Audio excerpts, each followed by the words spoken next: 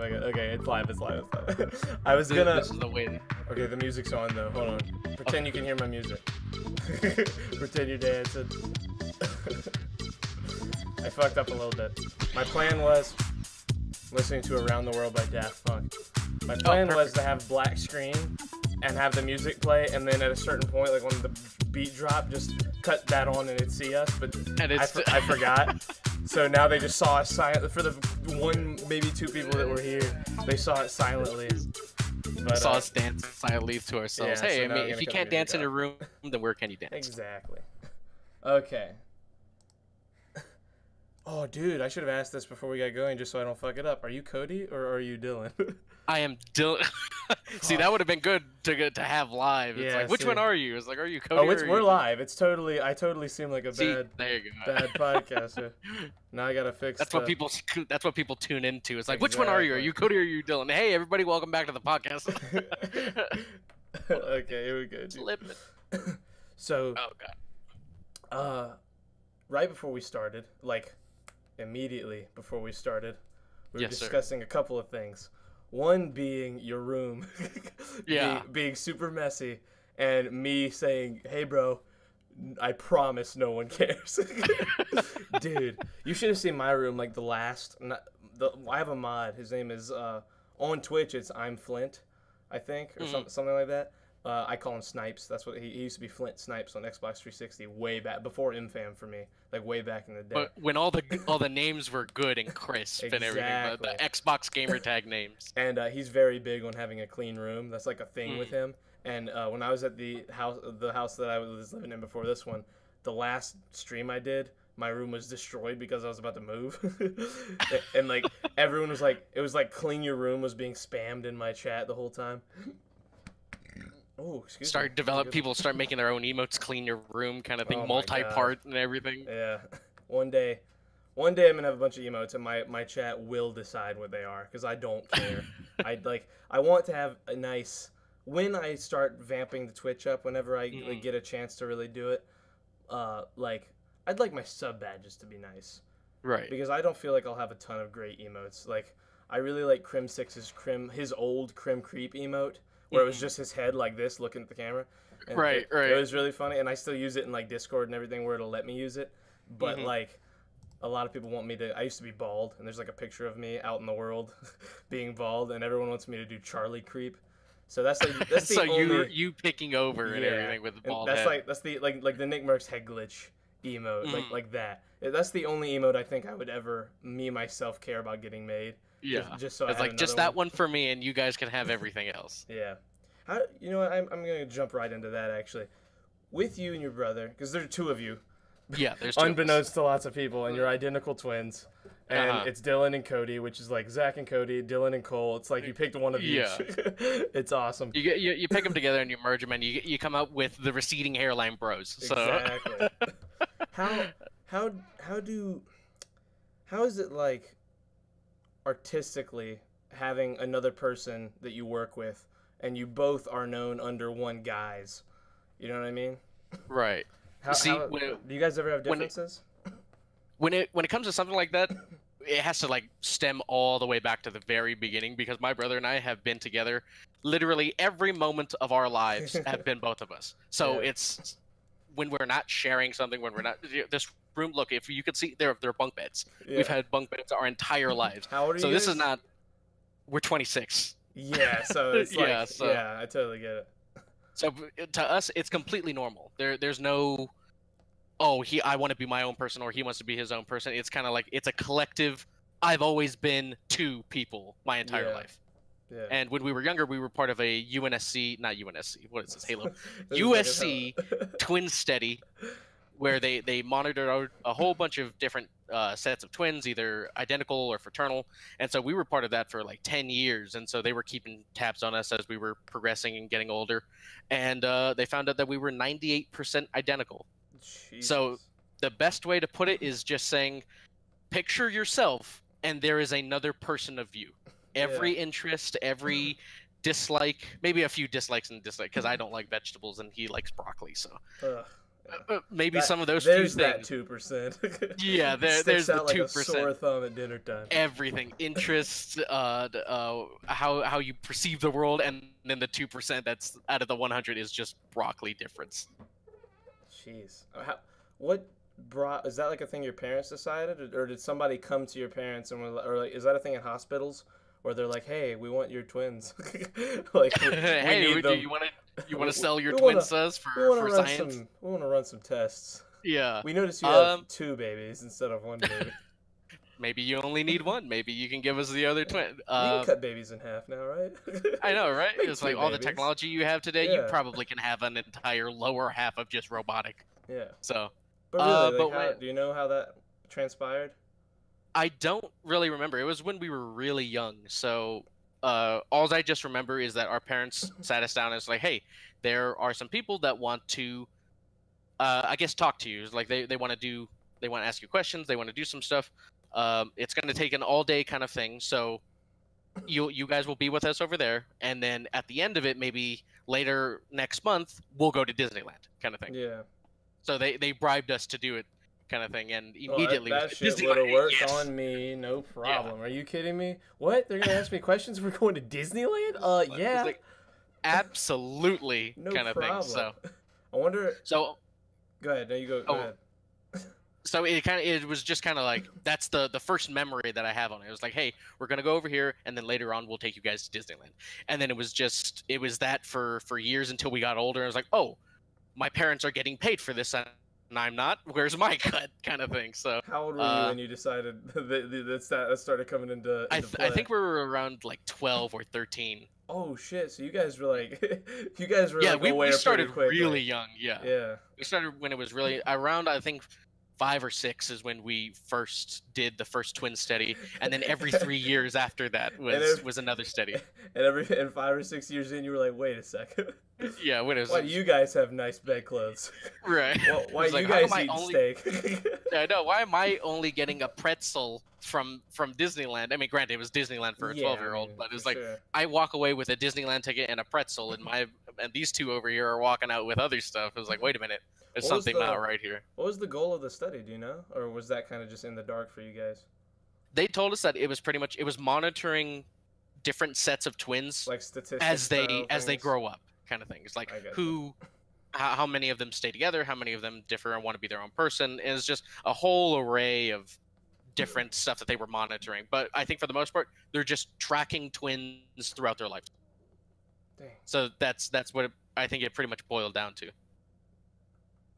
Do you guys ever regret it, or is it kind of one of those things where you're like, yeah, fucking, it was cool?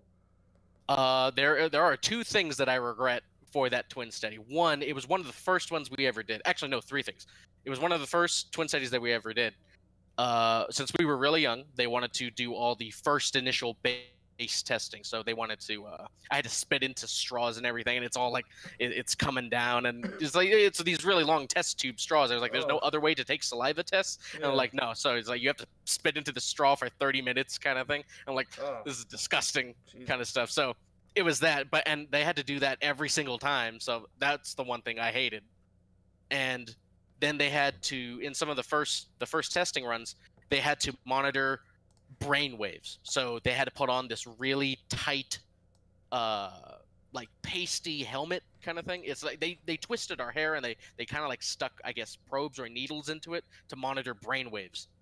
I'm not exactly sure. There's just some scientific term for it, but I just don't know it. So as like a kid, Cerebro that hurt a lot. X-Men. Yeah, it's exactly like that. I'm pretty sure that if you just Google it or something, it looks like those should be. Yeah, it'll come up to something similar like that. So I remember that being very painful because they had to twist our hair really tight to get through the skull, and for whatever they needed. And then after that was the worst part. They sat us both into 2 very dark rooms, each in our own room, and they put on Poltergeist. Why? I didn't know what it was at the start. I just knew that it was snippets of scary movies kind of thing. And then later on to find out, it was like they put on Poltergeist. Why and would they monitoring, do that? I think they were monitoring like fear. The way that you both responded to fear? Yeah, and at the end of the test and everything, they was like, yeah, you guys are 98% identical when it comes to stuff like that. So out of all the years that we did the twin study. You're both afraid of the same shit. You both like the same shit. You both are inspired by essentially the same shit. Yeah. You guys really just watch everything. Do you guys watch everything at the same? Like, there's never a time where it's like, "Yo, Cody, I'm tired," and he's like, "Yo, dog," or yeah, and then Cody, I was making sure, and then Cody's like, "Okay, dude, I'm gonna finish Stranger Things." Like, it's everything is at the same time for the most part. Or everything is the same thing unless the other one doesn't tell him, kind of thing. So it's like maybe when we're sitting down and watching YouTube videos, I'll click a video, and then maybe he'll click another video, and we'll watch different stuff, and we'll just go down that rabbit hole of different videos. But when we sit down and we have our food and we want to watch something, it's like, hey, I'm going to watch, I'm going to rewatch Game of Thrones, kind of thing, which we just did again. The other one will sit down and we'll click at the same time. We're watching Game of Thrones, and it's just, it progresses at our own rates depending on what we're doing. But for the most part, it's like, hey, I'm going to rewatch this series, or I want to watch this movie. And then it's like, oh, okay, I'll watch that same movie. And then on his computer, he'll pull up whatever he has, and we'll both watch the same movie, or both watch the same show. Do you have any secrets that you don't tell Cody? I like watching Super Size Me because it's all about McDonald's. But no, it's pretty much it's pretty much all the same. You guys, you know everything about each other for the most part. Have there ever been secrets that you did try to keep that didn't work? Any famous cases in the family? Just the times where I try to blame stuff on him. Oh, that's gotta be the best. Oh, I never think about stuff like that. Except when it backfires. Yeah, for sure. But that's when you blame anyone and it doesn't work. Yeah. That's not just a twin thing. Yeah. You guys that's just definitely siblings have blaming siblings. Yeah, you guys definitely have way more of a basis to like argue. It's like, no, it was him, I promise. Yeah. Look at him. It looks just like the guy you're describing. Yeah. So he's the perpetrator over there, officer. That's him. Oh, you guys can't get in trouble. If you get in trouble, you're both in trouble. Yeah, we're both in trouble. It's like, they'll never know who to believe. They'll just arrest both of you. It's like, take them both. But one of them has to be in. We'll get to the bottom of this kind of thing. Oh, dude.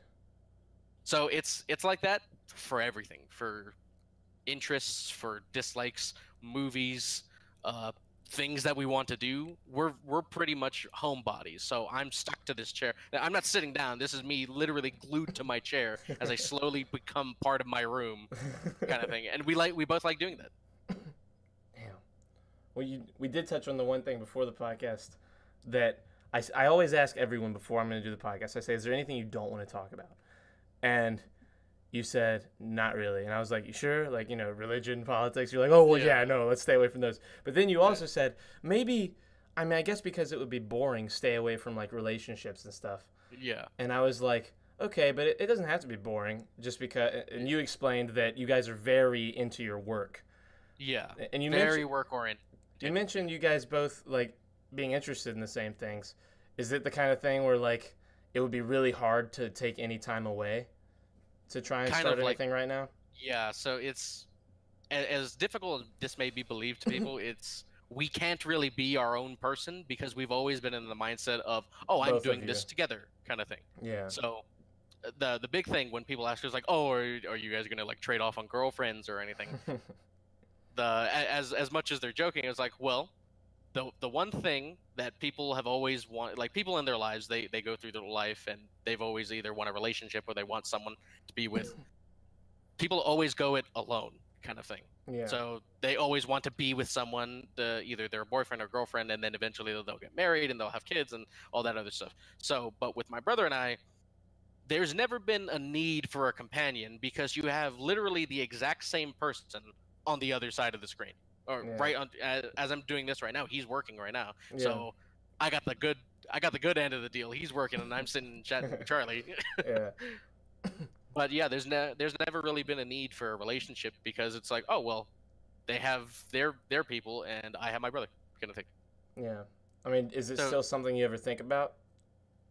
Eventually. Like eventually. As we get older, it's like, is this our life? Is it just gonna be my brother and I trudging through the mud, through life and everything? And I was like, yeah, I'm okay with that. And he was like, yeah, I'm okay with that too. It's like all of our, as very interesting as this may be, I don't have a license, so I don't drive. So he's the one that drives. Yeah. So I kind of need to stay with him if he needs to do anything. Oh, I totally understand. Yeah. I'm the same. Everything I do is within a mile of me. Like both of my jobs are within a mile of me. And I live in a small town. I have a moped. Like it's, I just ride it. I never have needed to get a license yet. One day I'm gonna have to. I mean, I can drive. I've driven my whole life, but I've just never gone and got my license. So like there's no I'm gonna have to do it one day. It's like I don't need it yet. You know, it's like that's like the mindset. And I don't need to be paying car insurance. I'm saving my money. You know, it's like it's like I think about the long game. It's like I'm not gonna be driving anywhere. If I get a car, I mean, it's gonna be like just a bunch of money that I'm gonna be wasting right off the bat. So I'm just like the check comes back and it's like, oh, there's the car insurance, there's the tags, there's the gas, there's like. You're telling me out of the $600 check, I get $50? It's like I'm just gonna bide my time for now, you know. Yeah. And one day I'll have to, and I understand. And it's like, fuck, I'm gonna have to spend all that money one day. You know what I'm saying? That's just the thing that comes to mind. It's like, man, how much is this gonna cost me in the future? Do you ever think that being subject to that twin study has impacted you guys negatively in any way? Like in the way that you've grown up, or outside of like work, do you guys have a pretty active social life? I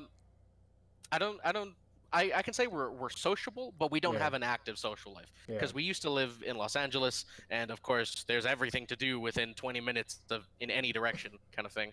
So you'll have the mountains on one side, you'll have the beach on the other, you'll have the city and all your entertainment. But we've always just decided to stay home because I like being in my room. I like playing games. Dude, same way. Work takes a lot of time, so the only time I go and do anything is if I'm with all my friends because I want to be with them. You know what I'm saying? Like, especially like, and even to a lesser degree in real life, like IRL. Like, I love going and seeing my friends on here and going. You know Flash, AO Flash. Yeah, AO Flash, Yeah, he's coming down to South Carolina on Saturday. I'm buying his PC. He wasn't able to go to the last MFAM thing, so it's like I'm just so happy I get to see him because it's been like now a year and a half almost since I've seen him. Yeah. And that's just one of those people that like I only got to see him for one event so far. And like he's one of the closest people I know, and he's just one of the best dudes. Like there's some people you meet on here that you're like you talk to all the time and you're friends with, but then there's Flash. And Flash is one of those guys where it's like, oh, this is like one of those people that we don't even deserve to know. This is like a reward you get in a quest on a game. Like Flash is like the guy who's like, oh, wisdom? You need wisdom? Here's some wisdom. like he's just a good ass dude. You're happy to talk to him. Gold? You need gold? Here's gold. Exactly. He's the greatest. PC? You need a PC? There's PC. What ethnicity are you and your brother? We are the whitest Mexicans you will ever see. That is our ethnicity. White and Mexican? Or Mexican, but you guys just grew up... Mexican and Chilean. Chilean. So so my dad's whole side is from Chile. My dad's from here. My dad's an American, but his whole family, they came from Chile. My mom's whole side, she's here, but her whole family came from Mexico, kind of thing. So that's where this light complexion comes in, is the Chilean side. They all have like very fair skin tones, and then of course Mexicans, they have darker skin tone. But and I guess our genes just chose the shortness from Mexican and the whiteness from Chileans. So that's our mix. Do you know Rickma Gaming on here? Rickma Gaming here. He says it like that. I don't think I do, no. His son, Rickma Jr., plays a lot of different esports, like anything from Fortnite, Rocket League. And Rickma's a very like big staple in the MFAM. Is like one of the elders. He's like 41 or 42. So he's like basically he's everyone's father. And everyone's you guys you just sound very like I guess that Latino people from California, at least now in my experience, sound very similar because you talk just like him. Like there were a few things you were saying at one point where I was like, who is this Rickma? And like because he's the just best. Catching those yeah. things. And it's funny. I love hearing it. I love him. We're still getting around to know like just the so many names in MFAM. Dude, there's so many people. Yeah. Look, if you want to know anyone, I probably know them. I'm that guy that talks to anyone I can. I love to talk to everybody. That's why I do this. I love this fucking shit. I love talking to. I love this. I love that we're just having a conversation. Like, someone wants to talk to me, except for that guy sitting on the other thing. This is great, kind of stuff. Yeah, I hate early on. I like, how do I put this? Like before I got specifically into MFAM, all I had was like Xbox 360 party chat.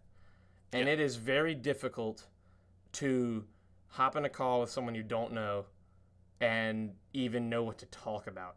Like, and I guess that a way a lot of people who either are listening or at least who are in this community, a lot of the people who are in here, the way that they figured out in the beginning was play a game, see a person on your team, want to win. So join call, talk about winning, win hopefully. And if you win, it's like, yo, dude, super, you have these positive vibes and you're like, dude, good job, thanks for, you know, calling that out, great call out. And then because if you lose, it's like, man, fuck you, you suck, piece of shit, ass, bitch, dick. Like, blocked, reported for no reason. Your mom's a hoe, I'll fuck your mom. Like it's like everyone hates you if it's a negative experience. But when you win, that's when the bonds start forming. And Xbox, like party chats on Xbox or PlayStation are one thing, but for some reason, when I got an MFAM and started getting in Discord, it felt so much more personal because Discord was it was on phones, it was on PCs. You didn't have to have a PlayStation, you didn't have to have an Xbox to get in a party chat. You didn't have to add somebody. You could just send them the link to your Discord and join. And as soon as that happened, dude, I was off to the races. I was talking to fucking anyone who wanted to talk to me. Like I was people were leaving chats. It was like, oh, Gingy's gonna not Gingy. See, that was another thing as well. For when I first met you, because we're still learning everybody. I thought you were Gingy. Yeah. Because I know that Gingy's the photographer, and I saw you at the OC Night Market doing all the photography. I'm like, oh, okay, Charlie, and his nickname is Gingy, kind of thing. So I started calling you Gingy the entire time. Yep. And that was totally look. I'm not the kind of guy who's gonna get annoyed by stuff like that unless you call me Bumper. I'm sorry. That's just me fucking with Bumper. We're done. Yeah. Bumper gone. Call ended right now. But dude, how nuts was that? How nuts was that experience for you? Because for me, I had done it a couple times already. So like it happening again was just, for me, it was amazing. But I can always see the people who are doing it for the first time, how in awe they are of how awesome it really does feel. Because no one gets it. No one who hasn't done it gets it. They'll never get it until they do it. Like, you sit in a Discord call, even like this, where I see you. Like, just seeing you is nothing compared to seeing you in person. You know what I'm saying? Yeah, like, exactly. Like, if I met you tonight, if this was us meeting, instead of when I met you that night, if I met you tonight and we went another year, when we finally met each other, it's the best shit ever. I just happen to know you by association with everyone else there. You know what I mean? Like, I knew the name SneakyBroArt. We hadn't really had, I don't know if we'd ever even I don't think we did. Probably nothing. I mean, there might have, I definitely liked tweets, but that was about the extent. You know, that was way before then. Yeah, by the way, keep doing that. I need those impressions. No problem, dude. No problem. But no one's ever gonna understand like online dating even probably isn't even close. Like online dating, you're already going in like, this is what should happen. I should talk to this person. We should like each other. We should meet. We should see if that all works. But when it comes to this, you're fucking gaming. Who's a good example? Who's from another country? Mike, Sacrifice. He lives in Canada. One of my closest friends on this fucking planet. That is one of the best people I've ever met. Will continue to be a brother for the rest of my life. I mean, that's family now. He's not a friend. He's not a homie. That's my fucking family. Like, I know that I could walk into his house and his family would treat me great, and vice versa. Like, I've told them so much about him. He's told them so much about me. I've talked to them through Discord. They've talked to he's talked to my family too. Like, we all know each other now. And we've never met each other's families. But meeting Mike for the first time was way different for me than it was meeting everyone else, because I met him in person first, which was weird. Like going to a gaming there was no thing. gathering. It was just you and him. Well, no. So, like, my first event was MLG Vegas in 2016. That was the first time I ever met anyone, and I met Alberto. Albert. Okay. Yeah, Alberto. That's Alberto why you guys have agent in your name. Like exactly, Agent Albert, Agent Braz, Agent Bumper, Agent Charlie, Agent Shake. I'm sure there's more. I can't remember. Andy, Ange. I don't know if there's more than that. Anyway, Albert was the first person where I was like, hey, I've got money for Vegas. And he was like, I've got money for Vegas. And we were like, yo, you want to go and spend money together? You want to go spend money in Vegas at a Call of Duty event? And I was like, yeah. And we got a room, and it was for the two of us. It ended up being me, him, Neo, and Gage, because Neo and Gage were there like with their families. And they were like, we don't want to be with our families. We're here to game. Like, we were hanging out with our friends, So they ended up just staying with us, and it was like a little more like a group instead of just me and Albert. And that was awesome. And the only people in Vegas, I didn't expect to meet a lot of people. I expected to meet Albert because I was staying with him, and I expected to meet Neo, Gage, and Nick, because that's like the reason me and Albert were like, let's go meet Nick and everybody, you know.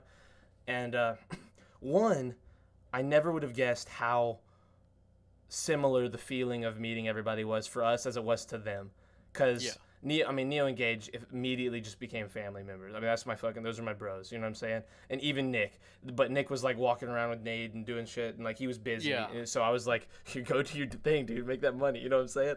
But like even meeting Nick, I didn't expect him to be so like welcoming.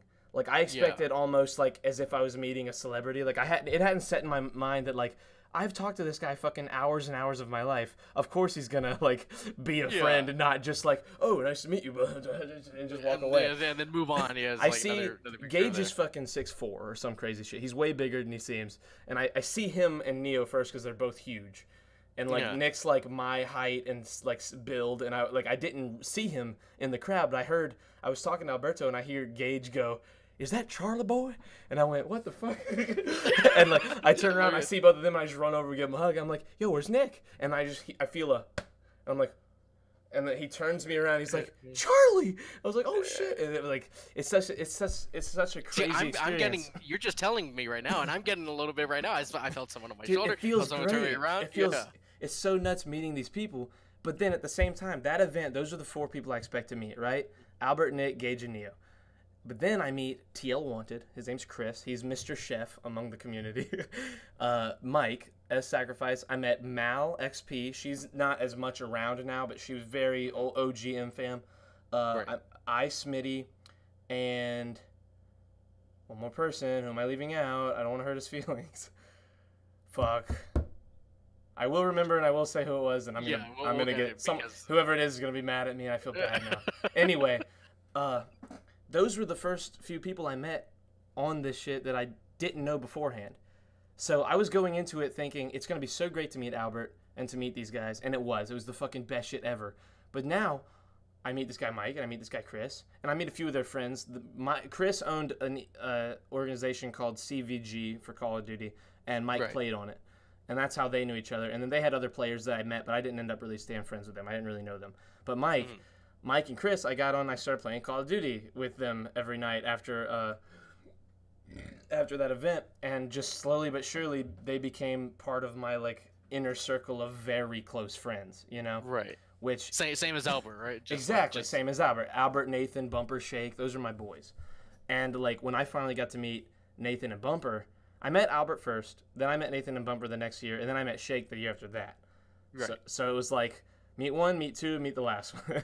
And, like, the build-up was insane, because we all knew what was coming. Me and Albert, on the way to meet Nathan and Bumper, were both feeling the same, like, oh, it was so great to meet Albert. It was so great to meet Charlie. I can't wait to meet Nathan and Bumper and have the same experience or better. You're bouncing up and down in your chairs. Yeah, you're like excited, and then we see each other in the airport, and like I met Ange, Bumper, or no, I met Ange and Nathan at the same time. We met Bumper at the hotel. I mean Ange and Nathan. I'm like, oh fuck guys, it's you. What's up, dude? And we were like losing our shit. We gave each other a giant hug. Like I couldn't help it. I was losing my shit. And then Bumper's at the hotel. We meet him, and he's, like, afraid of me. He's running away. And I'm like, Bumper! I'm, like, chasing him around, trying to give him a hug. And he's, like, frightened. He's high. He's losing his shit. Get back here! Get back here! I'm trying to hug you. Exactly. He's running away. It's awesome. And then Shake, dude. Shake's been through a lot of shit in the last few years. Yeah. And at the time, he was going through shit when we were all meeting each other, and he wasn't able to meet us. So when we all finally got to meet Shake, there was like this shared trauma where we had witnessed the trauma from, you know, behind Discord and behind PlayStation Party, where we weren't able to help him or do anything because we weren't there. Mm-hmm. So when we finally met him, it was like meeting a long-lost brother, like really like meeting a brother or a family member. You know what I mean? It was so insane finally meeting him. And I could see on like your guys' faces when we were at the market just how you were like, everyone there was feeling it. You guys, Gumby, Tuba, like all these guys who didn't know what they were getting themselves into. Oreo. No one knew what they were getting themselves into. None of them understood like, oh shit, this is like real community. This isn't just us gaming and then like saying hi when we all see each other in California. This is like, oh shit. And then awkward afterwards, like, oh hi, how's it going? It's like, oh, it's good. You know, and then it stops talking. You know chicken flingers? You know Lisa? I don't think I do. I'm still learning everyone, so I probably will eventually. She thought it was gonna be like that. When she met us, we were like, Lisa, because we were all excited to meet Lisa. Lisa's the best. She's like the most amazing. She's like a Disney princess come to life. And like we met her. She walks over. I'm like, Lisa, give her a hug. Everyone gives her a hug. And we're all standing there like in a semicircle, just looking at Lisa. And she's like, like losing her shit. She's like, I don't know what to say. And I was like, hey, Lisa, it's me, Charlie. We talk in Discord. That's Nathan. Everything's the same. And she started laughing, and everyone started laughing. And it was like, and she realized, oh, this really is just like Discord. Like this right here. Was I any different when I met you? Except you had a camera and you put me in the small section. Exactly. That's pretty much it. That picture, that was so fun, dude. Someone said to take charge. Someone was like, you're the guy, do this. And I was like, you fucking got it. I don't remember who it was, though. You're right. Put me and Braz and my brother all in the short section. Well, you know, kneeling down. Yeah. I can't put you in the back. You won't be seen. Yeah. It'll just be this top right here. That's it. Maybe not even that. But I feel just to go back to what we were saying, I feel like that when people meet on here in person, they don't understand that it really is, as long as you go into it and you're not nervous, the fucking exact same. It's so comfortable. You're so happy to see everybody. You just want to talk to these people that you've connected with, because you can't connect with, for some of us at least, you can't connect with everyone around you in real life. You know what I mean? Yeah. Not everyone's the same. It's hard to have the same views in different circles. You know what I'm saying? Because, dude, I live in South Carolina. It's hard for me to find people who are like-minded. Yeah. Dude, I'm just dealing with racist, homophobic, like evil people. Yeah, it's like, this was not, and the thing that I'm so thankful for was that I got a computer and got the internet when I did, because I was definitely a kid who was going down the path of all these people that I'm surrounded by. You know what I mean? I was definitely gonna stay a racist I was definitely a homophobic kid. I hated gay people. I was definitely a kid who was just like I remember finding out that Neil Patrick Harris was gay and being like, fuck, I really did like that guy. And like as if it ended. As if knowing that meant I shouldn't like him. Like eventually, finally, I was like, what is wrong with me? Like this is like, I was never like, I was probably a very closeted racist. Like not the kind of guy who was like, I hate black people or whatever the person, you know. I was definitely the kind of person that would judge people right away for who they were. You know what I mean? Based on the race. And thankfully, I grew out of that after being on here and understanding. I understood after a while, like, oh, I just live in a place where I'm not around these people very much. My circle isn't like that in real life. Right. And you learn that when all your friends are Armenian and Brazilian and Mexican and all these different things, you know, and black and all these different things, and you meet these people and you're like, oh, he has the same exact view on this as I do. We're the same because we're people. That was sadly a thing I realized late in life. And I really, there's times where I'm like, I wish I could go 6 years back and just punch me in the face.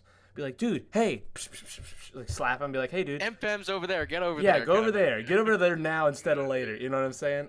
I was lucky. That was the best. I didn't have internet till I was 19, like at all. So, and within a week of having a computer and having internet, I found Nick.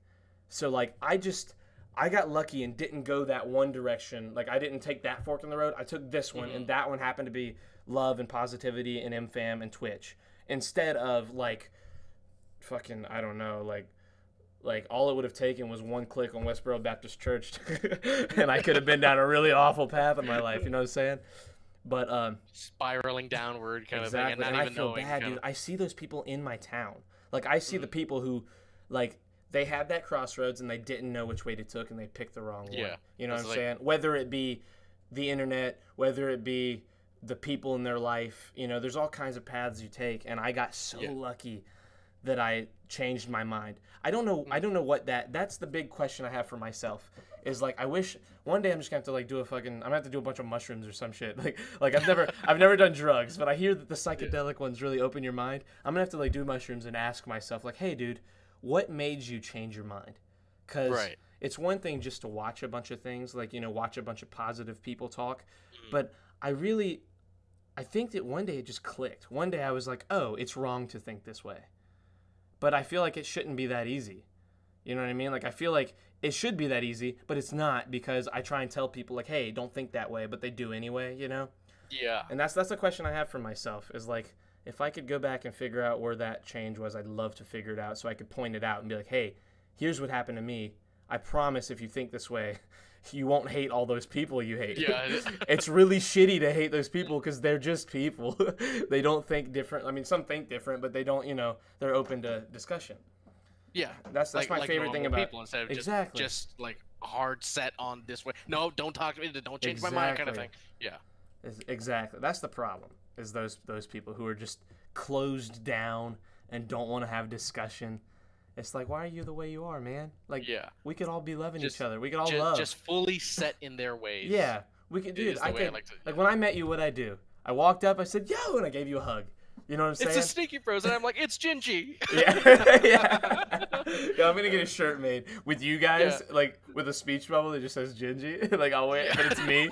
No, it'll be that meme of the girl. That meme of the girl looking back at the guy, and like she's with their boyfriend, or she's with her boyfriend. He's looking at the girl, and it's like, I'm me as the girl. Yeah, Charlie. You're my boyfriend, and Gary's walking away, and you guys are looking back like Gary. That'd be funny. I should do that shit. Oh, that's hilarious. Oh, dude, I have questions and everything, and I've barely gotten to them. Go ahead. Has other people mistaken you for Gingy, or are we the only cuckaroons that have done that? Not Gary, but other people for sure. Other people that they've like. I've had people just walk up and be like, "Yo, are you Panda 7?" I'm like, "No, dog." Like, I'm just Charlie. Yeah. Yeah, just random ass people. Like, I'm Charlie Boy. They're like, "Oh, fuck, I don't know." Dude, that was the funniest shit ever happened when I was in Anaheim. I want to say it was my second year in Anaheim. This guy walked up and he looked like who's the Asian dude that used to play COD, but he ended up being more of a vlogger? Fucking. I know it's right. Very controversial guy. Like he ended up being kind of like shitty. Like I heard that like he did shitty things and said shitty things. He had that big Nick Rice Gum. Yeah. So this guy walked up to me and he looked a lot like Rice Gum, but he looked a lot like heavier set than like not fat, but like built kind of. Mm-hmm. And he saw me and he was like this, and I was like that to him back, and I was like, "You look familiar." He's like, "You look familiar." I was like, "Do I know you?" And he was like, "I mean, I'm here for the event. I'm Snapchat famous. Like I have a big Snapchat." I was like, "I don't think I know you." He was like, "Why do I feel like I know you?" I was like, "This is weird, right?" And he was like, "Yeah, this is weird." I never even I should have asked what's your Snapchat? Like I never asked him who he was. And like so you don't know who it is? I still don't know who it is. And like we just had this weird little moment where like I was like, "Have a good day," and he was like, "You too, man." we were very friendly, parted ways, and I was like, that was probably someone. That was probably someone to a lot of people. Yeah. And I'm no one to anybody. And we were both very friendly to each other. Yeah, I was like, this is never gonna happen. That's. I think that the best thing for my future, at least in any kind of capacity, where like one day I'd like to go back and do stand-up comedy again, and like be in that world. Oh, you did. I did for a very short amount of time. Yeah, and I loved it, but it's like far away, so it's hard to like do it regularly. But like one thing I've noticed now that I've met a few famous people after going to these events, like I met Patton Oswalt, super nice guy. Theo Von, they're both comedians. I met both of them. They're awesome. Who else? Lee Delaria. And I've realized that after meeting like famous gamers and people I thought were really giant famous, meeting other like famous people who are like legit famous, like millions of people know them. Right. It's very easy for me to talk to them. And I thought that maybe I was just lucky in that like maybe I overthought in my head how I would react, because when I met Theo Von, the comedian, with my brother who's a giant Theo Von fan, I thought that my cool, calm, collected brother would be super cool and normal when he met Theo, and he was a goddamn little girl. It was the greatest shit. He was like, "Hey Theo, how's it going, man?"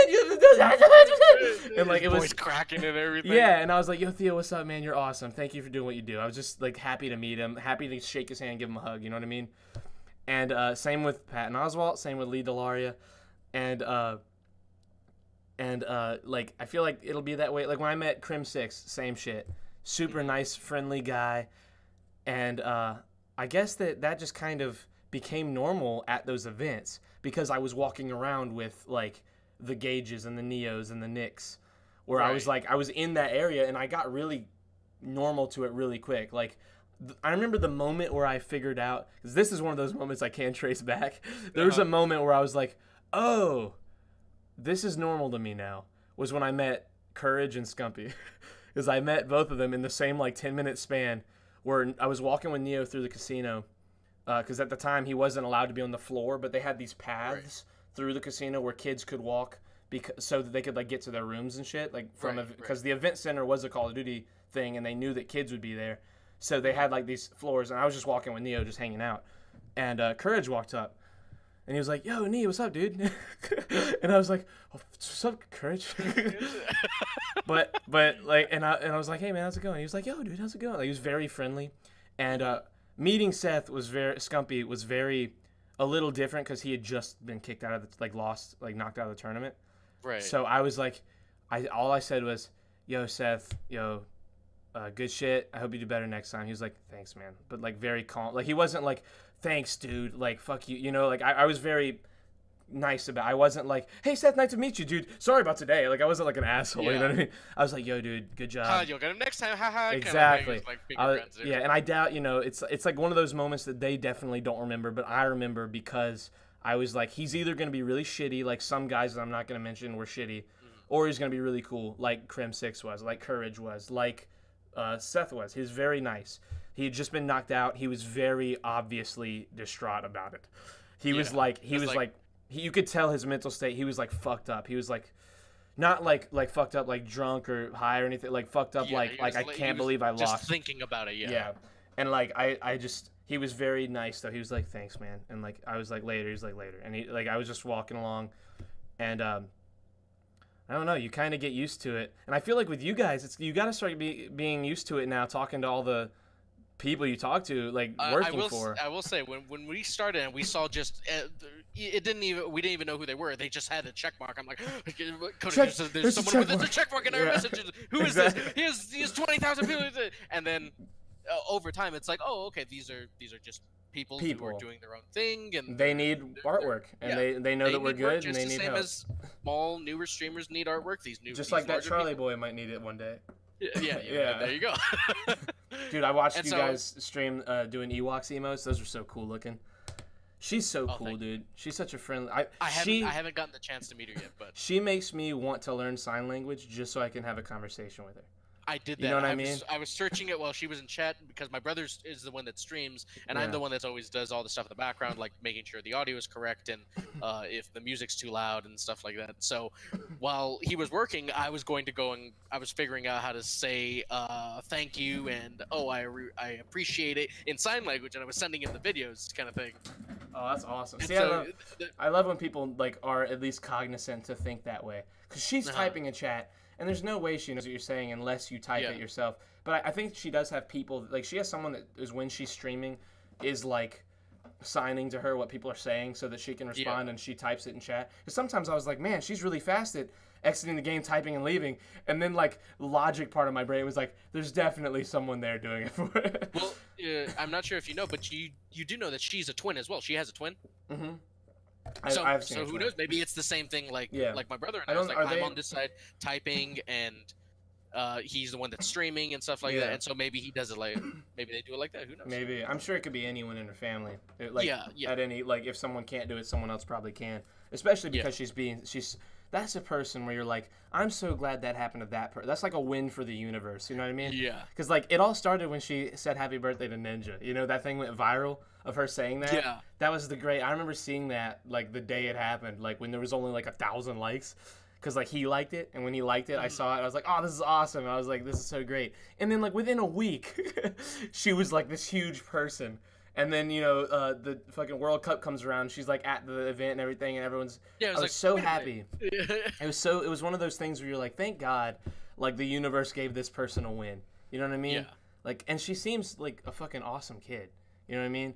Yeah. It's one of those people. Like, dude, it's like, have you met Ewok? It was like the great kind of thing. Yeah, dude. That's one of those people like I want to meet one day. Her and all there's so many streamers I haven't met. Because I've always gone to like Call of Duty things and I still haven't gone to, I'm so mad I didn't go to TwitchCon. I even messaged you. Yeah, like, hey, did you win? Yeah. Charlie, see, look, I'm doing it right now. Yeah, you were like, nah, it's cool, dude. You were like, you texted me and you were like, yo, dude, where's everyone meeting? I was like, dog, I'm still in South Carolina. I'm like, I'm not gonna be there. Yeah, you were like, fuck. But yeah, I'm thinking I'm gonna be able to go next year. But I'm hoping that there'll be different events. They're having it in the same place, so yeah, it's always in the same place. I think for TwitchCon at least. I might go to always a in PAX. California. Yeah, I know that PAX events are basically TwitchCons, and I kind of want to go to one of those if I can. I just don't like. I wish that the event itself seems cool, but every time I've gone to an event for anything, whether it was Call of Duty. What am I saying? I've only gone to Call of Duty events. All the Call of Duty events I've gone to, they're fun and they're cool, but honestly, at this point, I could give a shit if I go into the event. I just want to see my friends. That's what the main trip is for me. It's okay, we are all meeting at the event for some reason. Let's go do something else. Yeah. That's what it always ends up being. I meet these guys. I hang out. We hang out at the event. It's want to go inside? Sure. We're there 10 minutes. It's all right, great. Who's hungry? Want to do literally anything else? You know what? That sounds good, kind of thing. Yeah. And then the whole group goes and food, and then that's when you really start remembering the good time. When it comes to the event, what I've learned is I like going to the events myself early in the morning and then going and doing other things. When we went our first Anaheim, that was probably the most fun I had at an event because we were in a hotel right next to the event center, so I could just walk there when everyone was asleep and go, because I did want to see Call of Duty. It's just I didn't want to go watch Call of Duty more than I wanted to hang out with my friends. So the last 2 or 3 events, I've just not even cared. I was fuck the event. I'm hanging out with my friends. And then if 3 or 4 people wanted to go to the event, it was yeah, I'll go, let's go. Because I wanted to go, especially this last one because Mike was Major Maniac was playing. And I'm a fucking diehard. That's my boy. I've been keeping up with him and rooting for him since Advanced War when he was playing with Nick. That was one of the guys that played with Nick and Neo Engage way early on. So they really started knowing each other then, and then through him and everything. Major Maniac was Nick Neo Engage's kryptonite. They couldn't. He was that guy that when they saw him, it was fuck, we're playing this guy because he was so good. And there were a few guys like that, but Major Maniac far and away stuck out. He was the guy who played every tourney, every night. He was making that money. My man wanted to get on every tournament, and he was devastated if he didn't win every single tournament every night. That was his thing, is get on, win these tournaments, make that money. Because he's been about this COD Pro life forever. He's I'm going to do this. And he's done it. Now, Gen G won. They didn't win any events this year. They came in second 2 events in a row, and third the event before that. These guys, and then before that, we're in top 6 and then top 8. They progressively got better the whole year. And, I'm just waiting on, dude, him and Simp. Simp won COD Champs. I don't know if you know who Simp is. But Simp won COD Champs with United, and that's my other boy. Those are my boys that, I knew coming up through the Call of Duty scene. Mike more so than Simp. Simp's, his friend that I just kind of, by association, know him a little bit. But there's a rumor that those 2 are going to be on the Atlanta franchise team, which is close. That's the closest team to me. So I'm real excited because I can go to Atlanta events, dude. I'll fucking walk to Atlanta. I can do that shit if it's required. Yeah, exactly. Dude, we're booking it. Exactly. I can't wait. But there was a different point in the beginning of this, and I fucked up. I diverted. Oh, Mike. Nick has said it on stream a few times, when it gets brought up, hey, you ever gonna play with Mike again? Because they played a lot. There was a point when Fortnite wasn't a thing yet, and when Nick and them and the boys were still in Call of Duty and getting on every night, they were trying to find, or I say trying, they were juggling between 4th people for 4-man tournaments on Call of Duty when there were 4-man tournaments, and they would always go between Mike or Tupac Thug Lord. Or Attract, or COD Pros would come on sometime. They played with Zuma, they played with Scumpy, they played with Aqua, name it, a few people, And for a long time, Mike was the 4th that they were he said that they had conversations where they were hey Mike, do you want to do this? Do you want to every night get on and be the 4th for this stream team that we have going on? And Mike was too dedicated to really doing the Call of Duty grind, the respawn and actually going the pro route. And I think that everyone made the right decision. I think that I think Mike went the right way because eventually Call of Duty died out. They weren't doing Call of Duty anymore. He stuck with it, and it was rough for a while because of I don't know how much into Call of Duty you are, but IW was garbage. World War II was garbage. And then finally, Black Ops 3 happens, and they all pop off. And they were these huge. Simp exploded. Mike exploded. Celium exploded. All these guys just exploded on the scene and became these huge players. And it's so insane. Dude, I'm telling you, I've said all this shit on the podcast before, too. That's why. But, like, I fell into a great place getting online. And, like, just the night that I got on Twitch was, like, the right moment.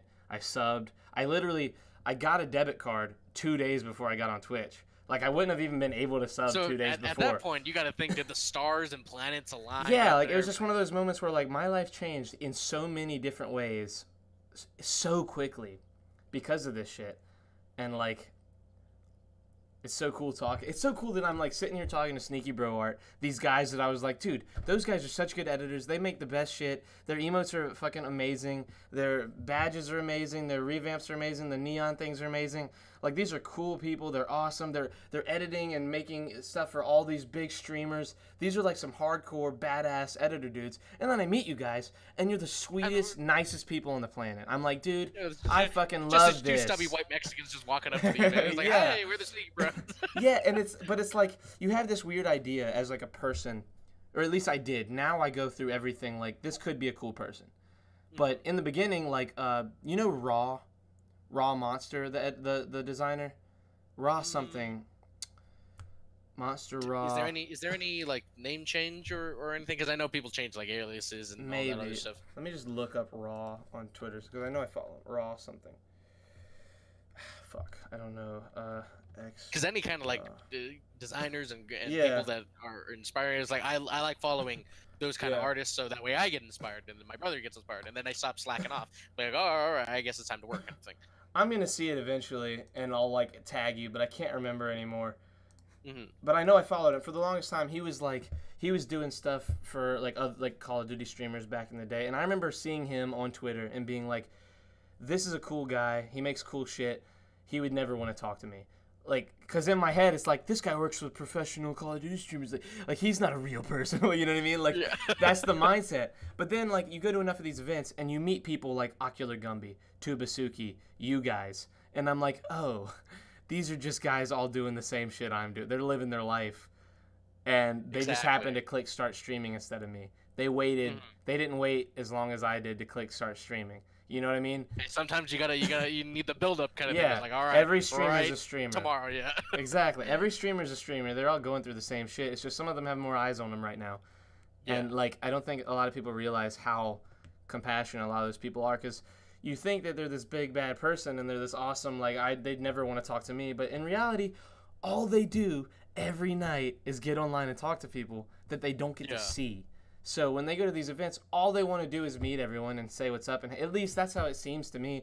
When I met Gumby and Tuba and like you guys, or Nick, when I met Nick's huge. When you meet Nick, what was it like? He just wanted to fucking give you a hug and say what's up. You know what I mean? Like, he's this super friendly, nice guy. He's going around making rounds. Hey, man. Yeah, exactly. Like, dude, when we went to the MFAN barbecue, there was 1,000 people there. Easy.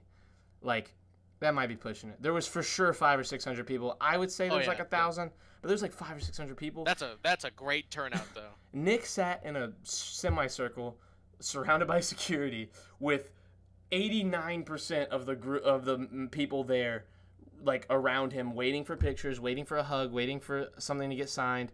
And he sat there for 3 hours and he didn't give a shit. He was smiling and laughing and having a great time putting on a show because he's a fucking awesome person. He's just a great dude. Like, exactly. People who see him or people who think of him must think, like, what I thought. Fucking musclehead, idiot, fucking dumb douchebag. Like when I saw him, and I was like, he was like, Charlie boy, thank you for the subscription, brother. Like, he was doing that shit for like 2 years until his doctor said, hey, you're gonna keep getting hemorrhoids. You gotta stop. And like, he'd still be doing that shit 1,000 times a day probably. But like he was that guy. He was like, every single connection was a connection. He was like, yo, you did this. You gave me money. You're on the internet and you gave me money watching me play Call of Duty. What is happening in the world? Thank you so much. I love you. You know what I mean? Like, he understands that connection like some people just probably don't. Like, and it's on both sides. There's definitely people who subscribe to people who are like, I just want to do this so this person says my name. You know what I mean? Right. Yeah. Like, that's definitely like a big addiction for a lot of people is I want to click resubscribe so that fill in the blank. Ninja says my name. Tim the Tatman says my name. You know what I mean? It's like I want to be acknowledged by this famous person. Kind of thing. Yeah, it's like and then they leave until next month. Exactly. And then they come back as like resubscribe. Can I hear the name again? They're like, there it is, and then they screw off for a month. But for the real like romantics who get on and they're like, that Nick Merckx guy, you guys don't watch him? I resubscribed him. I said, hey man, I was going through this tough time and you really helped. You made me laugh and you told the story about your dad. And then Nick will read that, and he said, dude, yeah, that shit was crazy. My dad's a fucking dumbass sometimes. Like, this one time he threw a chair through a window, and it hit a dog. It was crazy. Like he'll say some crazy shit. And then that little moment will turn into a story, and that person is so affected by that story because they know that their resub meant Nick said this thing, and it turned into this funny moment on stream, and everyone laughed, and people in chat were like, yo, dude, great resub. And, like, these people have these unbelievable moments because Nick takes the time to really talk to as many people as he can. I mean, now it's gotten to the point where it's like, dude, you can't get mad at him if he doesn't. Impossible. Yeah, but he still does it. He still does it so much, like way more than like some of the. I'm not gonna call any streamers out. It's just like, but there's certain big streamers who it's like, thank you, and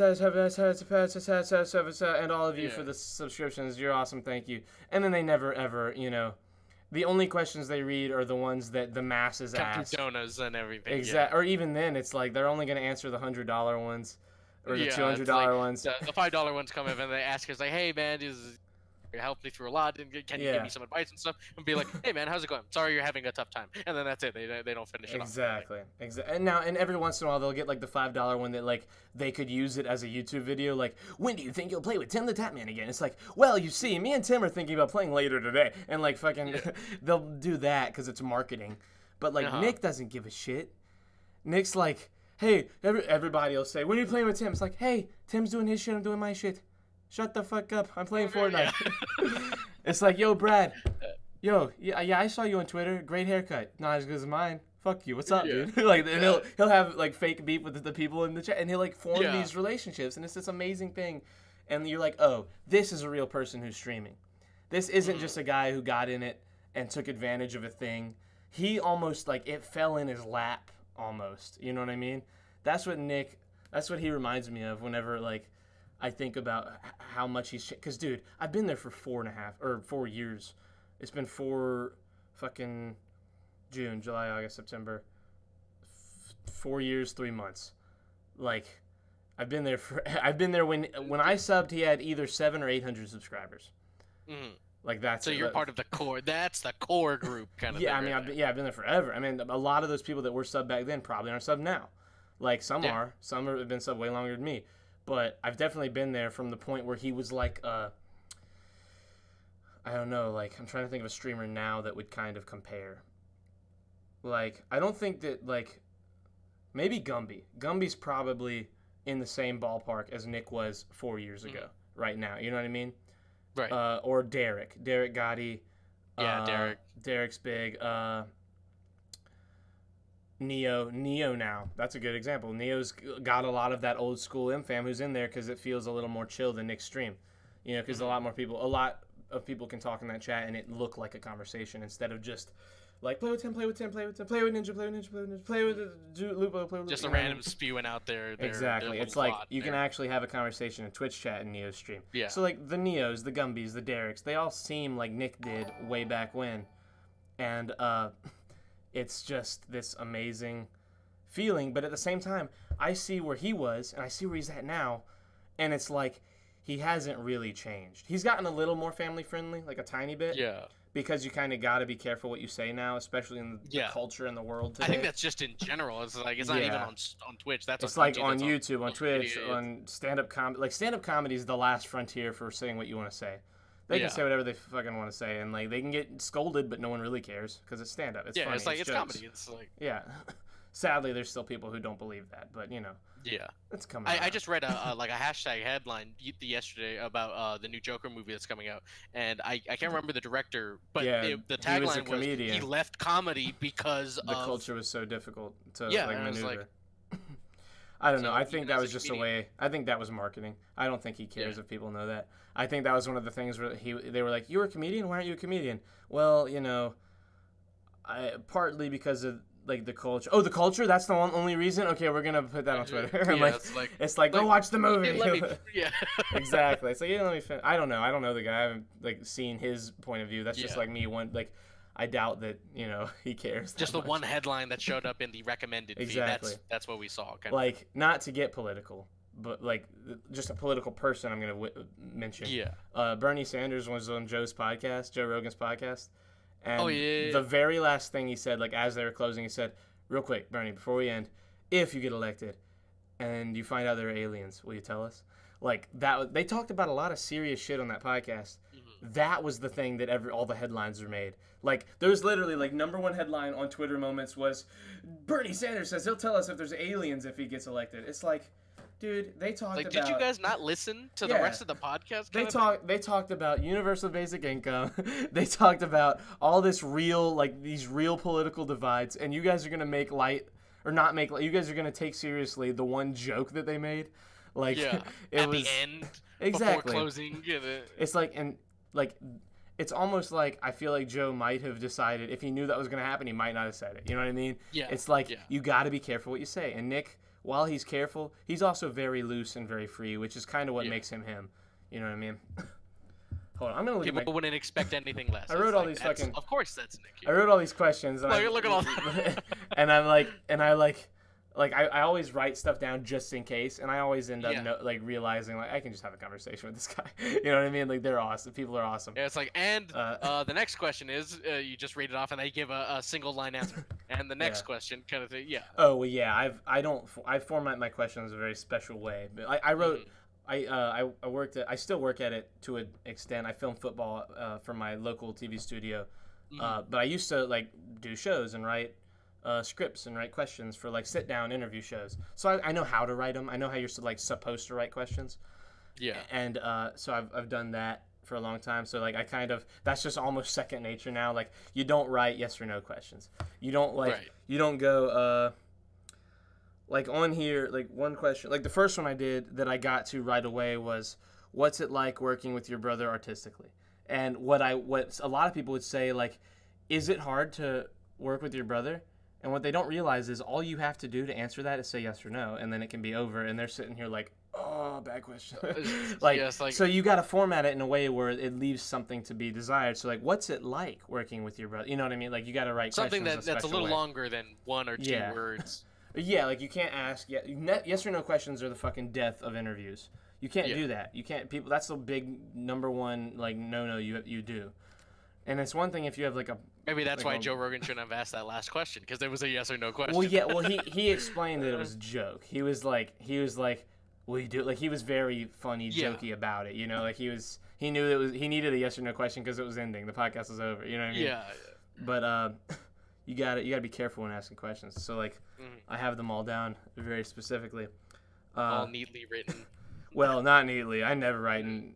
My handwriting is getting better because I'm writing questions for podcasts all the time. I've got fucking, this notepad's just full of fucking shit.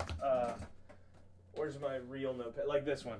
This one's just full of fucking questions for specific people. I'll just write down. I used to have, one notepad for, Gumby, one for SneakyBroArt, one for Big Bro Fly, one for T-Rose, and then I would just write, but then it got to where I was I'd come up for a bunch of questions for one person at a time and run out of room. So now I just have it where if I start a new page and I come up with a question for you guys, I'll write SneakyBroArt Q question. I'll write the question, and then I'll think of one for Big Bro Fly, and I'll write Big Bro Fly Q question, and then I'll come up with 6 for him and write them all in a paragraph, and then I'll think T-Rose question, and then I'll think another one for Big Bro Fly again. Yeah. So I'll just have separate ones written for separate people. So you're just leapfrogging over questions. Exactly. And then when I get down to the day of okay, time to do the podcast with SneakyBroArt, or after this one Gumby, I'll get all those lists together and I'll put them all in one little list, and I'll have it all in front of me. You know what I mean? Right. And with that said, I feel underprepared for Gumby because I don't have a ton of questions down for him. I'm just ready to talk to him again. I talked to him a bunch in Anaheim. But we kind of touched on it, but I don't feel like we totally did. what did you expect when you met everybody? What were your expectations going into meeting the people that, one, you knew about, and then two, did you have any expectations of like, we're gonna meet people that we don't know yet? You know what I mean? Because I mean, you had to go into this a little skeptical, not having done it before. Well, prior to that, we've actually gone to other TwitchCons and everything, so we met a ton of friends there. I gotcha. Yeah, I'm not too sure if many people know, but we used to be very active in the Epic Games MOBA game Paragon, the one that I'm wearing right here. So that was developed by Epic Games at the same time that Fortnite was being developed. So we did all the same stuff that we're doing now, but for that community. So, but a lot more fan art orientated. Instead of emotes and sub badges. Yeah, more so like the neon stuff, but something else. Yeah. So we did fan arts for stuff like that. We were invited out to Epic to go and preview their new heroes that were coming out.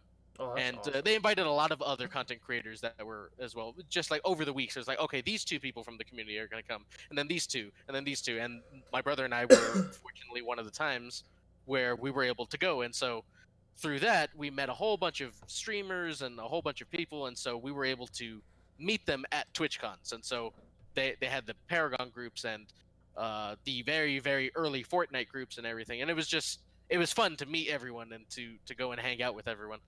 So when we came over to the Anaheim one, it was the first time we ever met MFAM, though.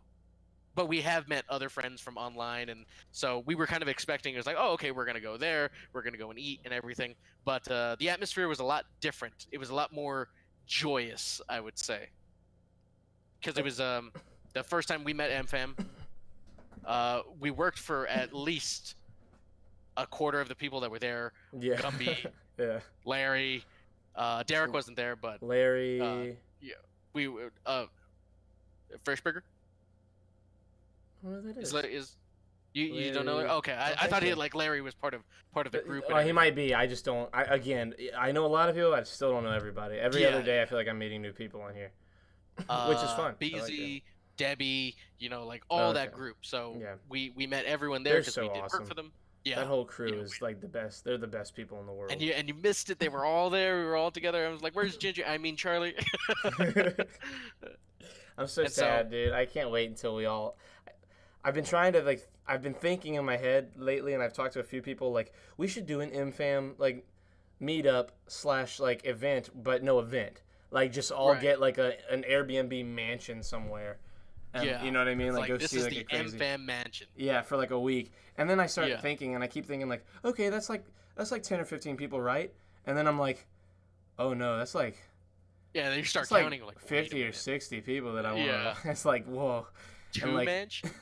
Yeah, like right next to each other? 6 mansions? Like it gets to a point where you're like, fuck, dude, what do we do? Like, like it's almost like you gotta use an event as like a catalyst. Yeah. But I only say that because like I don't have any like party planning skills. You know what I mean? Like, it's hard to get a time where everyone can be on board and have a schedule open, have their schedule open and ready for it. You know what I'm saying? Yeah. But with like big events, people can plan accordingly because they know that it's going to be in a certain venue, and so they use that as like their MFAM meetups or their community meetups and everything. And then it just turns into an MFAM meetup because you have 50 people all from MFAM there, and then you got Nick, and then you got, Zach wasn't there this time, but, you got Zach and you dude, and Larry and Zach's Gumby. one of those people. Zach, too, dude. He's one of those people I didn't know I was going to love immediately. I didn't know I was going to meet him and be like, oh, a fucking another family member. Like, it's so... Yeah. There are people you meet and you're like, they're friends, but then there's like the Zachs and you're like, oh, it's another brother. Yeah. Now I've got 18 brothers instead of 17 brothers. It's like, which one is that? There's like, and then you go down the list. It's like, oh, okay, that's how many are part of the family now. Are you guys only children, like the twins, or do you guys have brothers and sisters? We have 2 older siblings. We have an older brother who's I think 32. He lives down in LA. He didn't make the migration up here to Northern California. And then we have an older sister. And we still live with parents because we're Mexican. So Mexicans, they don't separate. They have all their family one area, and it starts getting bigger and bigger and bigger. Yeah. So it's my brother and I, my parents, and my sister that are all living here in Northern California. And then our older brother, who is married with his wife down in LA. I got you. Oh shit. Yeah, I go to the podcast. Super professional. Do any of these make sense anymore? Oh. See, this is one of those questions when, as I was writing it, I was like, this is either going to sound dumb or sound really smart. Let's go for it. Let's try it. Let's see which one it falls under. I heard a really famous guy ask another famous guy.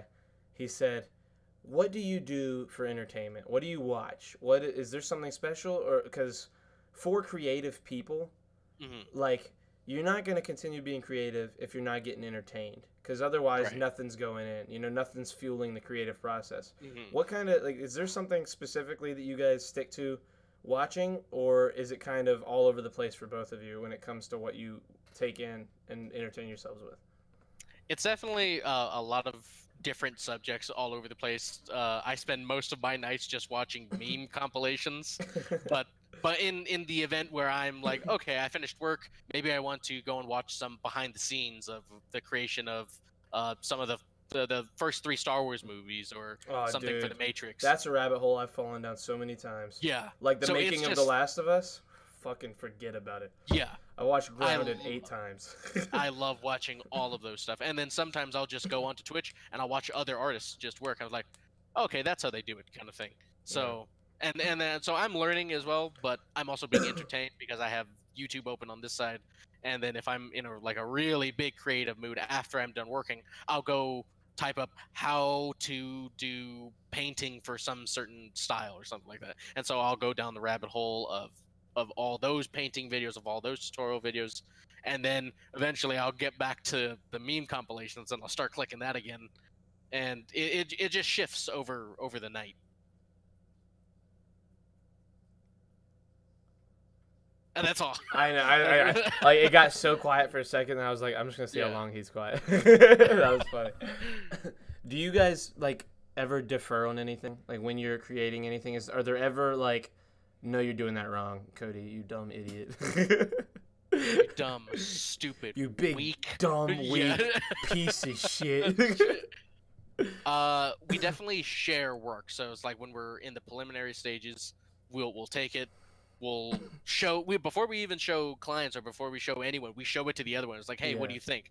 And he'll look at it for a few seconds or about a minute or so. It's like, let me see the reference photo you used, or what did you use for this part? And then we'll show them. I was like, all right, if it's good enough, it's like, okay, I like it, kind of thing. And then he continues on work. But if there's something that we need to say about it, it's like, maybe you can move the left eye over, or maybe you can shrink his head a little bit, and then we'll just exchange back and forth between work and stuff. So he'll have his work, I'll have my work, and we just share it with each other and just get critiques off of each other before we actually send it off to the people. Of like, hey, what do you guys think now? You guys ever you ever like in a bind where you're on like a schedule, like a time, and like you get one and you like one of you likes it and the other doesn't, and you're just like, fuck it, we got to give it to him anyway, and you give it to the person, and like one of you ends up not liking something you've done? Or is it pretty much... That usually happens after the fact when we're already done. It's like, man, I could have changed that, or I should have done that, kind of thing. It was like, oh, already, too late. They posted it already. I can't change that now. Rarely do we do that. But I think that's just with any kind of artist, really. It's like they're never satisfied with their work. So they'll always want to improve on something, whether you're an artist, a musician, a writer. Anything. Podcasting. Dude, after every fucking podcast, I've ended it and been like, fuck, I forgot to talk about that. I forgot to ask to ask Dylan about the time that he broke his foot in Guadalajara. Like that would have been a great conversation. I do have a time where I broke my brother's nose, though. That is a story. See, here's a story. All right, so here we go. Good thing you said about breaking a toe. So we were a lot younger, and we were visiting one of our grandmas down in LA, and they have a 2-story house, and we were all meeting together. So it's one of those grandmas where when you go to meet her, you wear your nice clothes, you wear the nice socks and everything, nice nylon socks for the dress shoes and the dress shirts and stuff.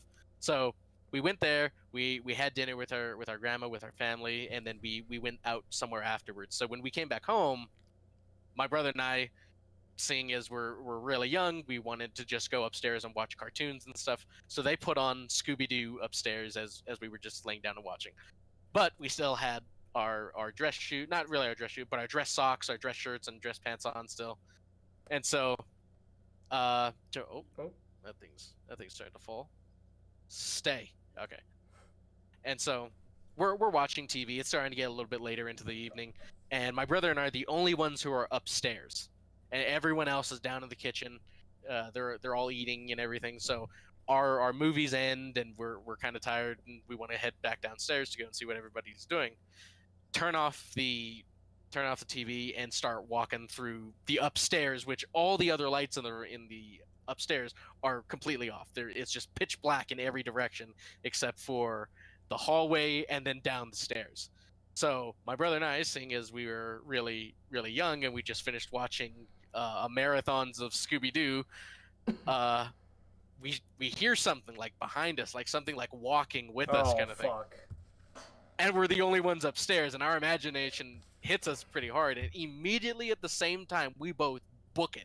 And my grandma has carpeted stairs along with our dress socks as well. So that makes for a very slippery slope, no pun intended, very slippery slope to be going on. So my brother and I were running down the stairs, and apparently he says that he felt someone push him on his back, and I was the one that was behind him. So he pushed your brother down the stairs. I may have pushed him down the stairs. Evil bastard. He was getting too good. I had to get rid of him. If you're there, whoever's there, I can't read chat right now. Whoever's listening, this man is pure. I was out to get him from the very beginning. Agony. I never even wanted to be a twin. I tried to consume you in the womb, and you wouldn't let me. I tried to absorb him through the years, but it didn't work, so now is my perfect opportunity. So we're running down. He feels a pressure on his back like if someone pushed him.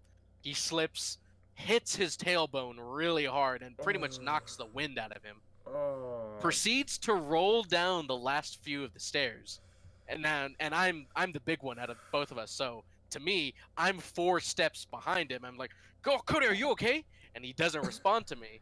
So he just killed your brother and brought him back to life. Shh, no, nobody has to know that.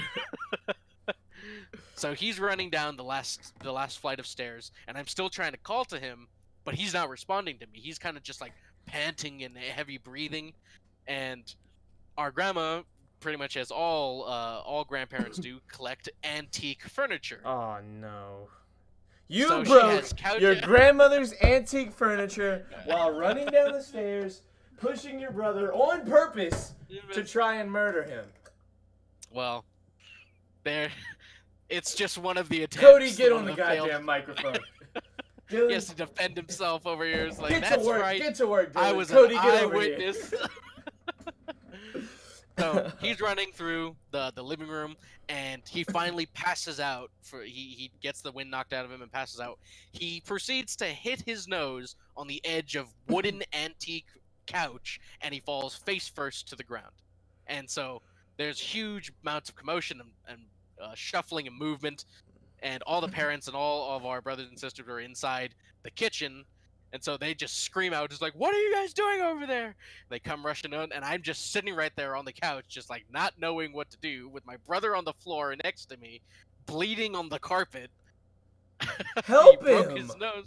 I didn't know what to do, so I'm like, I'm hyperventilating over there. And so they come over here. They realize that, oh, he's on the floor and everything, and they never expected me. Right. So they pick him up and they take him to the hospital, and they come to find out that he fractured a little front part of his nose right there. And so that was the time. You looked at it, didn't you? You looked at it when you said that. Yeah. I saw you go like this. I saw you go like this. You're like, I saw it break like a little, like right here, you know? Yeah. Like you looked over to make sure. I was like just making sure, looking down. It's like, "You okay?" I don't know what's happening. He's on the floor. I don't. You guys are adults. Yeah. You should handle this. Yeah. You should go so I'm thankful that they came up and showed up, and because I wouldn't have known what to do. I was just sitting there, like, I had my hands crossed and everything. I just plopped right down on the couch right next to him. I'm like looking back and forth. So they came over here, took care of him, took him to the hospital, and like, "Dylan, what happened?" I'm like, "Fell down the stairs." Nobody knew. I pushed him. So. Well, I've run out of questions that I wrote down. So what I'm gonna do is now I'm gonna open the chat. And for the few people that are here, I'm going to open questions. Oh, I should have had the chat open myself. No. I don't like the chat being open for either of us because it kind of it can definitely distract during the podcast itself. You're right. You know? Good thinking. So I like to get like the main podcast over and then do like questions for people because these are right. yours. This should be the first podcast I do that goes up on YouTube. Like right. at least the first one chronologically. Like I've got other one. Like this one should be up in the next day or two, and all the other ones I had that I've done, I did. And prepared, like I can put them on YouTube, but I need to wait until I have editing software on my computer, and I'm getting a new computer, so I'm just gonna wait. But like that's why when this one started, I started the stream and we got right into it like immediately, so that whenever I like on my OBS, I have it set to where I start streaming, it starts recording, and it goes to a file on my computer.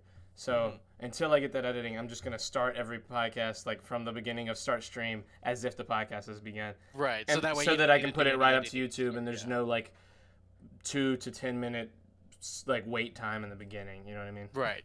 That's a good way to do it. Anyway, until people start noticing that we're doing this, I will read other ones. Samara asked, I've not seen Samara's name before. Hello, Samara. Did you follow? I think Samara. Oh, let me just open Streamlabs. A few people followed while this happened. Thank you, Samara. That was Samara. Thank you, Samara, for following. And Twitch Grip, I saw you follow before the stream. I love you, bro. Thank you. You know who you are. It's Sam. Okay, Trilogy's here. Trilogy is a friend of mine. It's Sam. Do you know who this is? Okay, we'll have this conversation in a second, Trilogy. Sam asked, did you already ask how long they've been doing their artwork? I did not. How long have you been doing? That is a very good question. 93 years. Yeah, 90 in total for one person. My brother and I, we've always been the artistic ones in our family. My dad's in construction. My sister's in crafting and materials and everything. My mom works at a hospital, and my brother and I, we do art. So ever since we were little, we have always been doing something in the creative field, and so that has progressed all the way till now. But only at, I believe, around the first year out of high school, which was 2012, I believe, did we start taking an interest of like, okay, we're out of high school now, let's go ahead and start prepping ourselves for what we want to do as a career. And little do people know that this whole venture that we're doing now, this wasn't our first plan when it came to art. My brother and I actually went and studied and did all these kinds of courses for animation instead. So my brother and I, we know how to animate, we know how to do you partake in animation still? Or is it kind of like a on the back burner thing now? We used to, but as of right now, for the past 2 years, ever since the whole emote and the whole illustration and graphic design stuff has been taken off, we put animation on the back end because we were doing animation primarily for studio work. And seeing now that we're out of LA, which is the central hub for animation and art and that whole entertainment section over there, being up here, it's just more desirable for us to be our own boss and to have our own schedules and to just work freely with whoever we want to work with. And so yeah, my brother and I, we were doing animation literally from the time we got in high school, maybe even earlier, all the way till around 2 or 3 years ago. It was just nothing but animation, and of course learning other skills, just anatomy, knowing how to draw. And so we've been doing that for our entire life, and just recently have we started on what we're doing now for around the past 3 years or so. Damn. When you did studio work for animation, what were some of your projects? Like, are there things you're not allowed to say you worked on, or have there been things we actually do have projects that we worked for. One of them got on CNN Money, which is pretty big for my brother and I. It was our first ever studio project. It was with a company called Animation Libation Studios, which was our professors, or one of our professors in college, his studio that took students. And once they finished graduating, they made they came and worked for him and worked on various projects, whether they might have been for pitches to Cartoon Network, just other studios that are looking to get maybe more graphic design stuff done. And I actually have a link right here to what we did, just in case if anybody in chat wants to see. Send it to me through Discord, because it'll like ban you in chat. Yeah, there we go. I think I just sent it right there. Okay, and then let me... yes, I know links are spoopy. Okay, and then do that. do that. Wait, no. Okay. He started playing. I was like, fuck. Okay, do that, and then I'll put it in chat real fast. So I'm gonna do this. Let me do that. Let me do that. Paste. Boom. You guys can all go grab that and check them out. So that was the first studio project we ever did for animation. We worked with around 3 other animators and then our professor, who is the art director. And we all made this very stylized white line on black canvas, kind of not really infomercial, but more of like a informative educational video about technology. Yeah. And so it was for a company called Working Nation. They're a nonprofit. And it was called Slope of the Curve, which was pretty much dealt with how do people secure their futures when technology is starting to outdate and outgrow the person who is needed to run certain kind of jobs. You know, like ATM. There used to be cash tellers, but now we have ATMs. A whole bunch of stuff in the manufacturing field. Workers aren't needed anymore. They just use robots to build more robots, kind of thing. And so that's pretty much what the whole animation was about. So my brother and I worked for around 6 months on that project, and ever since then we were just continuing in animation until we moved from Los Angeles, and now we just focus primarily on just the graphic design part of it, on being our own boss and just working for ourselves, for others. Yeah, working for ourselves for others. Yeah. I believe Anthony Anderson was the voiceover for that project. Oh, that's awesome. So I love him. He's so funny, dude.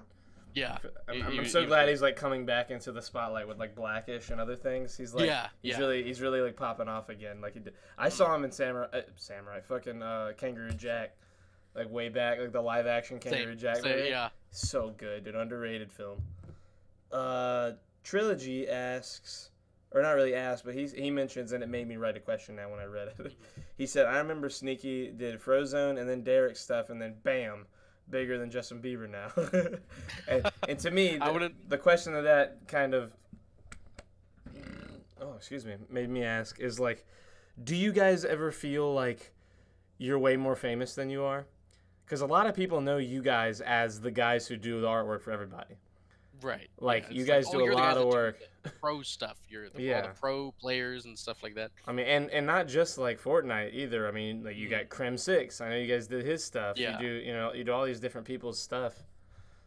Like, does it ever feel is there ever any like tension? Like, we're doing stuff for Ewok and Nick Merckx and fucking Creme 6 and all these huge people. Are there people you want to do work for? And then what does it feel like when you have these big people ask you stuff? For my brother and I, we've always been the background kind of people. We've never been in a spotlight. We've never been in front and center for anything. So even now, 3 years into the process, we're still like, oh man, this person wants to work with us. This is going to be great, kind of thing. Yeah. But we always have to remember that without the people that came to us in the very beginning, the people who didn't know who we were back then when we were still small, we can only thank those people and continue to thank those people as we continue working with still those people and then larger people like Nick, like Ewok and everything. So we never try and let it go to our head. If it starts going to one of our heads, thank goodness we have the other one to go and slap him across the face. Yeah. So. I would love to have a second me just to like fact check me when I say dumb shit. Yeah. I say dumb shit, dude. I say so much dumb shit. I'm so dumb. I'm such a dummy. I'm such a dumb person. Like, where's the second me to spell check all this stuff that I'm saying here? Oh my god, Jesus, that was scary. I heard it from this end too.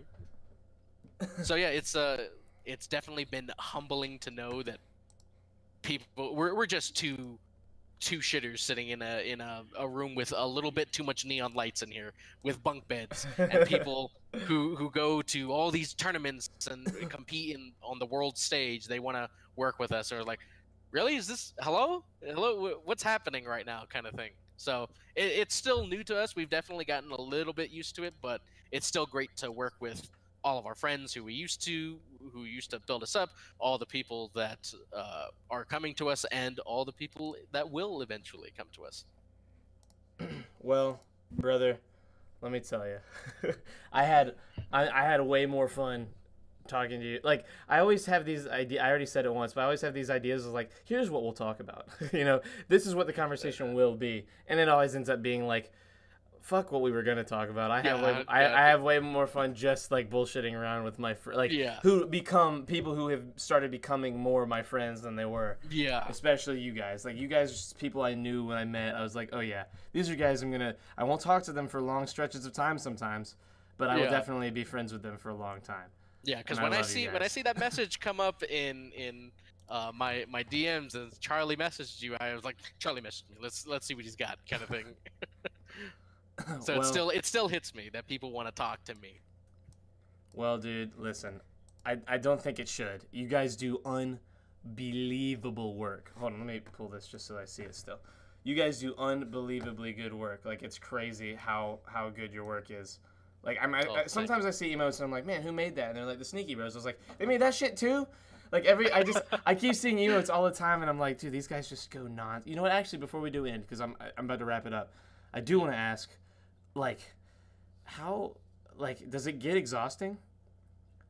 Thank goodness there are two of us, because I know that the primary amount of people on the internet that are artists and that do this, they have lists that go on for months, and they just knowing that it's like, oh, this person's been waiting for 2 months and I still have 14 people ahead of them.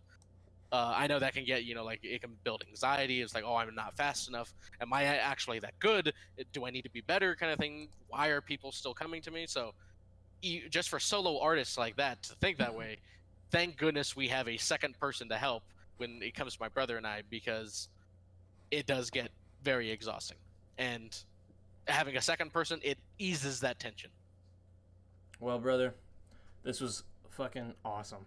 And yes, I'm gonna put it on YouTube. And first off, I forgot. Okay, you guys are SneakyBroArt on Twitter. I always have people's Twitter. I haven't done a legit, honest to goodness, like, interview podcast in like a month because I was moving. SneakyBroArt. I was supposed to have your fucking, like, your Twitter over your head. At SneakyBroArt, just how it sounds, capital S, B, and A. The A is for art, not the one in Sneaky. These guys are fucking awesome designers. If you're my audience, you know this. But if for some reason you're in here and you haven't said anything and you don't know this, you fucking know now. So go watch. These guys are these are the best dudes these are good ass dudes. I met them both. They're only, they act 6'8". They're at least, they're like definitely 4'11", 5'01", 5'1" maybe. They got really mad at me for Charlie at the ankles. They kicked me. They punched me full, aiming up at my ankles. They got really mad when they met me.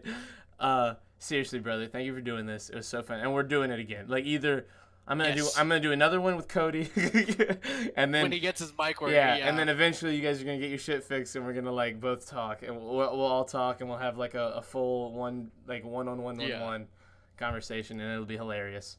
And yes, sir. And I can't wait. So until next time, I love you guys. Love you too, bro. Have a fantastic... My brother. Dude, you're gonna make me cry, okay? Don't do this to me. Don't worry, it's on stream. It's good YouTube content to cry on stream. Okay, say goodbye to the people, dude. Everybody, thank you for sticking around, and we'll catch you next time. I love you guys. Guys, I'm gonna end the stream. And hold on.